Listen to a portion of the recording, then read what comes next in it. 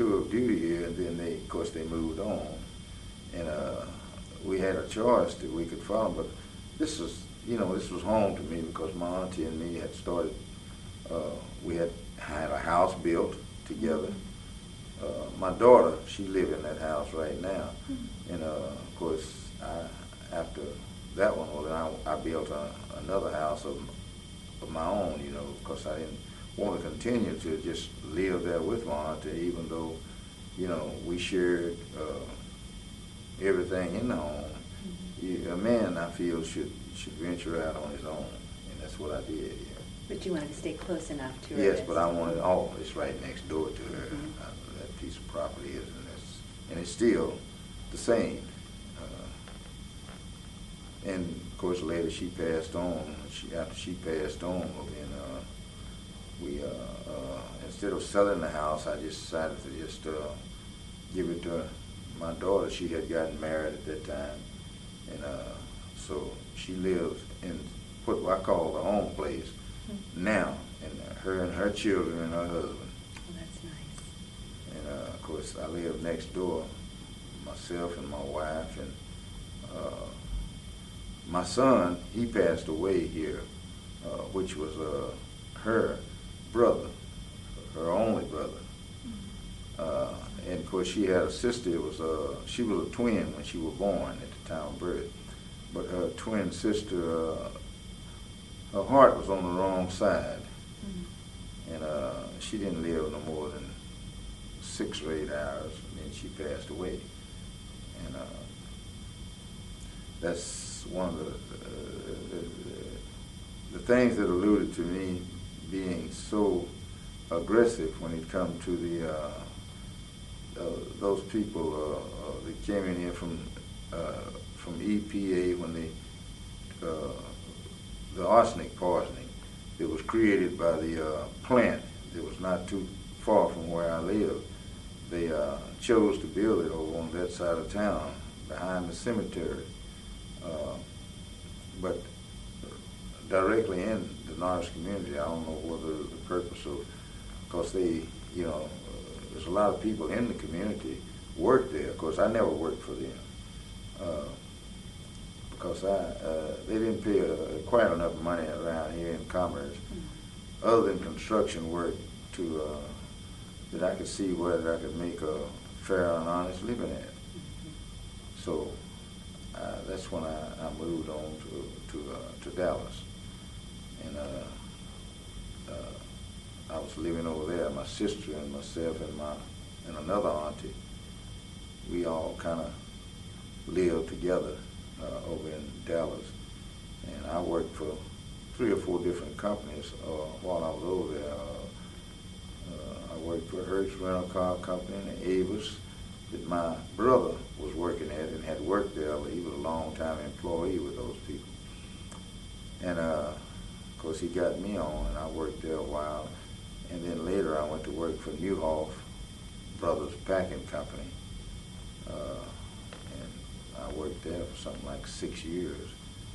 And of course, prior to that, it's when I went to work for the railroad, and I got that job through by Texas Employment Commission at the time. And it was supposed to be something. Well, I had been working temporarily out of the office there, doing odd jobs. Some would last 3 or 4 days, some a week, or so on. Because I've always in life applied myself, and during that tenure, I went to work for U.B. Williams Manufacturing Company, and at that time, that's how I become a welder. I was practicing welding there while I was on duty. They would, some of the guys, I was just cleaning the floor, sweeping up the scraps and all this stuff and putting them in. When I get all that done, there was one special guy that I would go over there to him because I liked the way he welded. And he would have a spool of wire behind there, and I mean, he would make one of the prettiest beads down through there. And so he looked back at me every once in a while there, and he said, "Seems as though you're interested in welding." I said, "You wanna try it?" So quite naturally, I told him, I said, yeah, I would like to. I said, but I don't know the first thing about it. He said, well, you watched me long enough, so you should know a little something. He said, and I'll teach you the rest. And I would go over to his house sometimes, and he had a shop in Weld. And from there, I went on and I found that they had this OJT training job in Dallas there. So I went to work for, I went over there and started going to school there. And at the same time, while I was working for Hugh B. Williams Manufacturing Company. And the president himself, he was telling me about, he says, you know, says, now once you get your welding certificate, he says, I'll put you to work here. Huh. That's what he told me. And so, but before that came about, well, they moved that company to Houston. Mm. And of course, I chose not to go to Houston. I didn't want to go that far from my aunties over here in Commerce and my other folk that lived in Dallas, you know, my sister and brother, and my aunts and uncles and all, they lived there. So I went to work, just kitchen jobs out of Texas Employment Commission, and that's how I landed this railroad job. And it was Western Wind Inspection Bureau. It was from Houston Street downtown there. Is where I got that job. And of course the man in charge there, I got to meet him. We sit and talk, and we hit it right off. And he told me, he said, well, says, I'll give you an opportunity to kind of go along with this. And this job that I'm putting y'all on, says, I want y'all to learn all the aspects of it. Said, because we're going to, it's a new company, he says, and we're going to grow. And he did. We did. In fact, he sent me over to Fort Worth as a assistant foreman over there. I was one of the, it was Old Man Brookshire.